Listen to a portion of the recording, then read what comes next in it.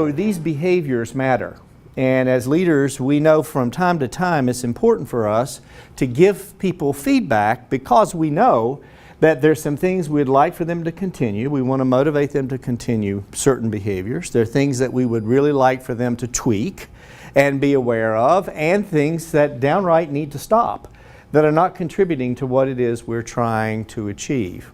At the Center for Creative Leadership, we started a model many, many years ago that we found to be very helpful in a conversation where you're trying to motivate folks to continue a behavior, tweak a behavior, or certainly stop a behavior that's not working toward what our goals and objectives are. What we found is that very often when people hear the model, they nod and say, yeah, well, that seems pretty simple and straightforward. The three words associated with the model are situation, behavior, impact.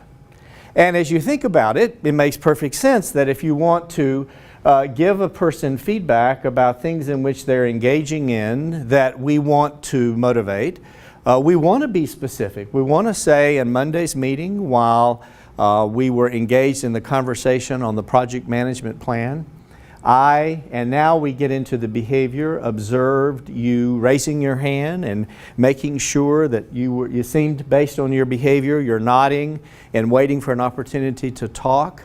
I found that, as the leader, really helpful. I was really encouraged that you were engaged with us during that process. Situation, behavior, impact. In just a minute, I'm going to ask you to use one of our little worksheets to think about some feedback you want to give back at the shop, so to speak. A person who's doing something you really want to elevate, you want to encourage them to continue to do that behavior. There's some things perhaps with another person with whom you would really like for them to tweak that behavior, or perhaps some feedback about behavior you would like for another person to stop.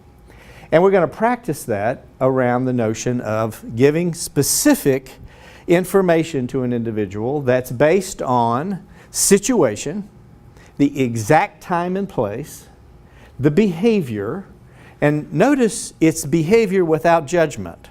It is an exact description of what it is we need the person to understand that they're doing.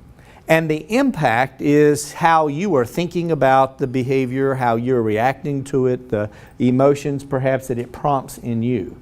By offering that to the other person, you give them an opportunity to understand how the behavior is impacting you as a leader. We'll go into the model in more detail as we go through this practice run, but why don't we pull out our worksheet and get started.